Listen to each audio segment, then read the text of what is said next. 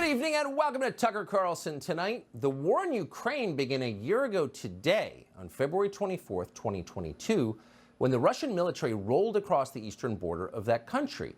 But in many ways, the Russian invasion of Ukraine was the end point of a much longer story. The propaganda campaign designed to convince Americans to take sides in this conflict, a conflict that has nothing, strictly speaking, to do with them or with America, that effort began many years earlier. We'd peg it to July 22, 2016. That's the day that WikiLeaks published thousands of emails from the servers of the Democratic National Committee in Washington. Those emails proved that party officials had rigged the Democratic process, the primary process, in favor of Hillary Clinton and against the insurgent populist candidate that year, Bernie Sanders of Vermont. Within days, the chair of the DNC, Debbie Wasserman Schultz, resigned in disgrace. The WikiLeaks scandal broke on the same day that Hillary Clinton chose her running mate, Senator Tim Kaine, and it overshadowed the nominating convention that followed. But more significantly, the WikiLeaks scandal threatened to split the Democratic Party into pieces. More than 13 million Bernie Sanders voters, many of them young people, learned that the process they had always believed in was in fact a sham. They had been cheated. Democratic leaders had to act quickly in the face of this to deflect blame from themselves onto someone else. The DNC's servers, they claimed, had been hacked by the Russian military. The goal was to hurt Hillary Clinton, whom the Russians feared for her strength and wisdom, and to help Donald Trump, whom they controlled. Russia hacked the servers in order to hack the election. That was their story. The Washington Post ran with it the first day as if it were true.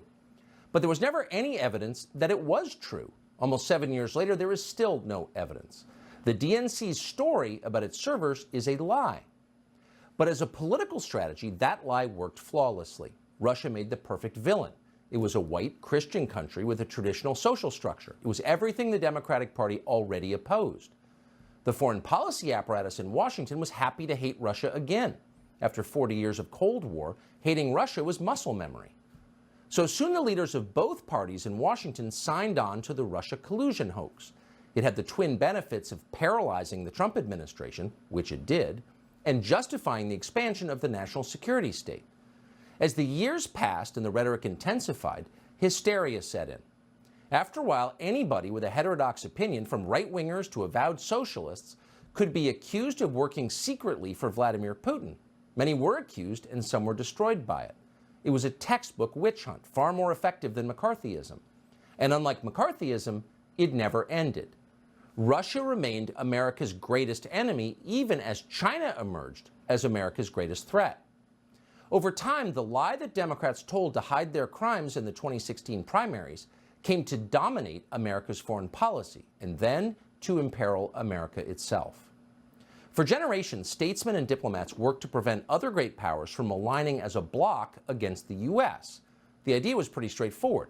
You might be able to beat one strong country, but if a couple of strong countries ever got together, you would lose. This is why Richard Nixon went to China, to make sure the Chinese government didn't align with Brezhnev, with the Russians. Donald Trump understood this very clearly. Russia will never be our closest ally, he said, but if Russia ever becomes China's ally, we're in deep trouble. The combination of natural resources, military and economic power, and sheer population would make the Russian-Chinese alliance the most powerful force in the world. The United States would soon be dethroned. We'd be taking orders. As Trump put it, there is no reason to make Russia our enemy, and there are many reasons not to. It was a sound case, but official Washington ignored him. Their response shouted in unison, "Shut up, Putin stooge!" And then they set about trying to provoke a war with Russia. Now they have succeeded. But the war we're fighting in Ukraine is not against Russia alone, but also against Russia's newest ally, the People's Republic of China. What Donald Trump predicted has happened, and in the worst way. If the war in Ukraine continues, we will lose no matter how it ends. The world order is being reshuffled as we watch, and by the time it's over, the U.S. will no longer be at the top of the deck. That is very obvious to the rest of the world. But what's fascinating is how few Americans seem to understand what's happening or its consequences. But how would they know?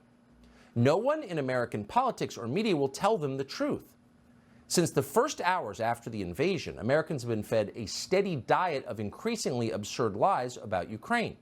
Google and Facebook have joined with the Biden administration to censor any factual information that contradicts the official storyline. It's dystopian. Joe Biden's first remarks about the war gave no hint that we would be sending advanced weapons systems and American military advisors to Ukraine, then supporting the entire Ukrainian government and its pension system with hundreds of billions of U.S. tax dollars.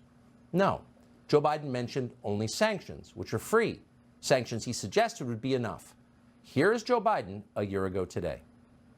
The Russian military has begun a brutal assault on the people of Ukraine. Without provocation, without justification, without necessity, this aggression cannot go unanswered. If it did, the consequences for America would be much worse. America stands up to bullies. We stand up for freedom. Putin is the aggressor. Putin chose this war, and now he and his country will bear the consequences. Today, I'm authorizing additional strong sanctions. Strong sanctions, that'll do it. Now, the goal at that point a year ago today, you may remember this, was to push Russian forces back into their own country to reverse the invasion. And that seemed reasonable to most people. It did not seem like the beginning of a third world war. Oh, but it was exactly that. And by December, Lindsey Graham was confident enough to say so out loud. Here he is. How does this war end? When Russia breaks and they take Putin out, anything short of that, the war is going to continue. To ask the Ukrainians to give Russia part of their country after all this death and destruction is not going to happen.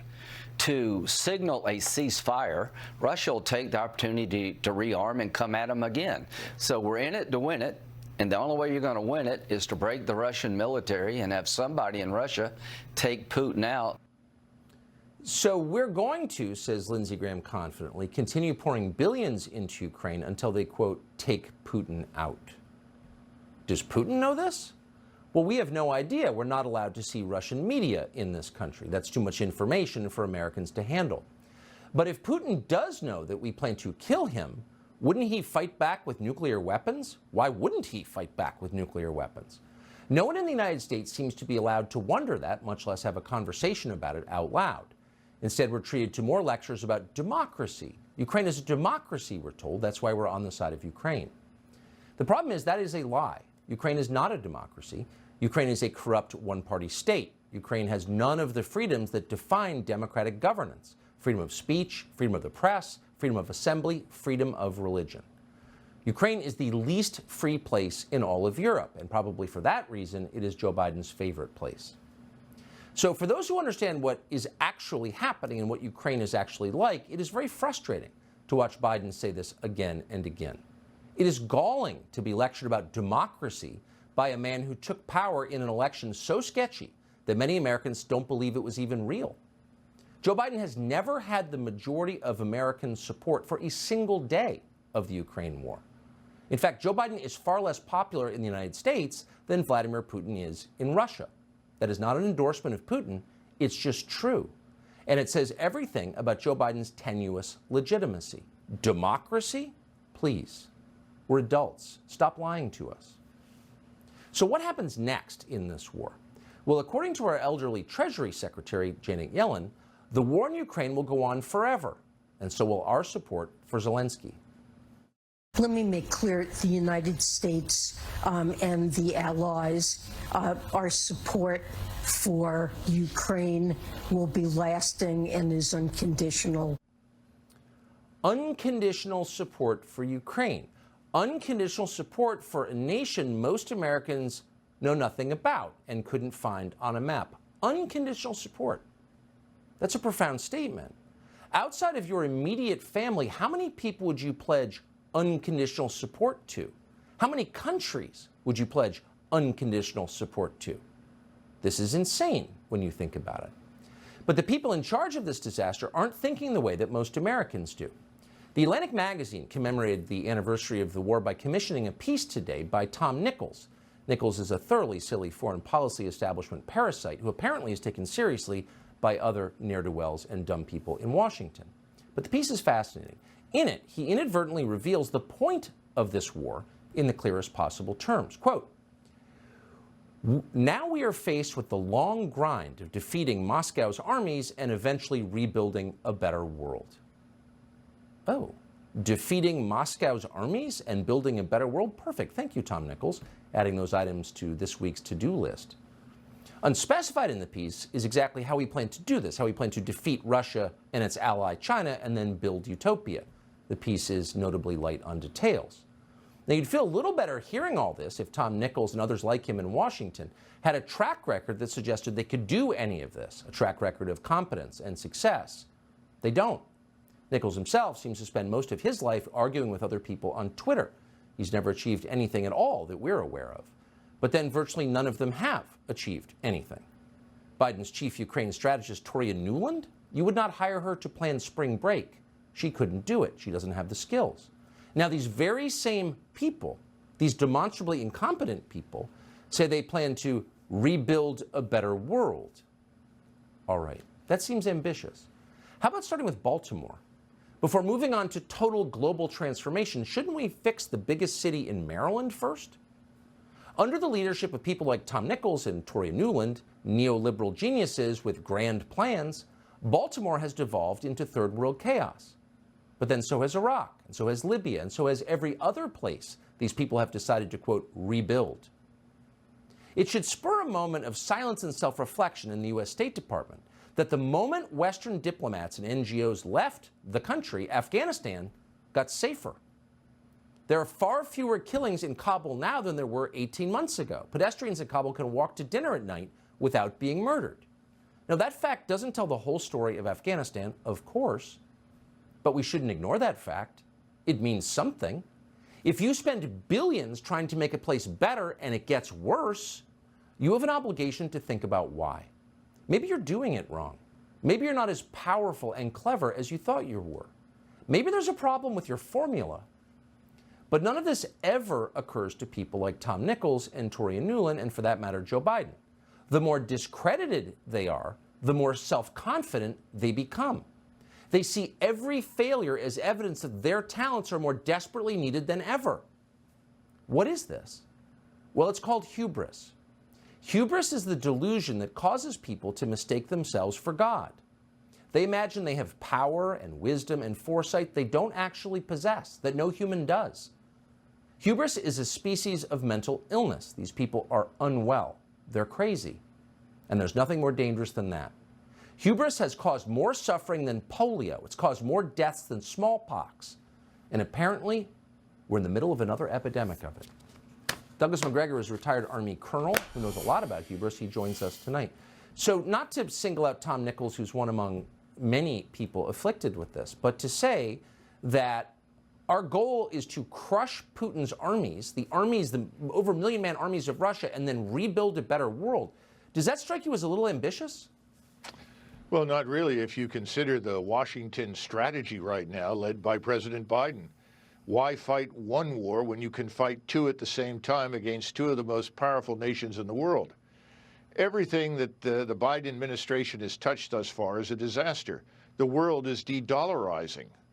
Europe's economies are not growing. Russia's economy is growing and growing faster than Europe's economies. We have a fire sale on dollars and U.S. treasuries. Last year, Russia's budget deficit as a percentage of GDP was 2.3%. America's budget deficit as a percentage of GDP was 5.4%.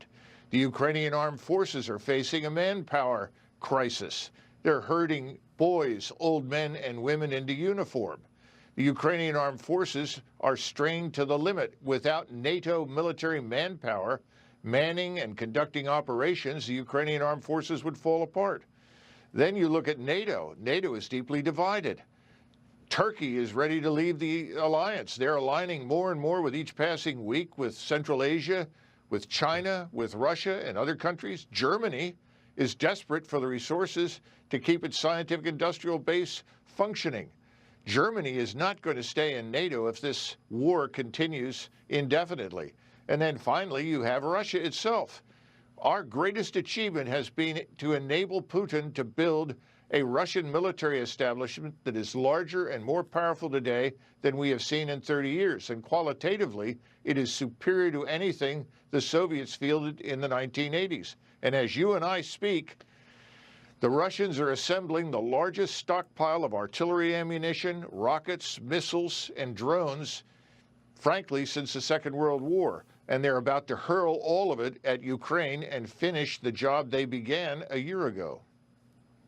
I grieve when I hear nice people in this country. There are so many, and I often hear it, root for Zelensky like he's a sports hero.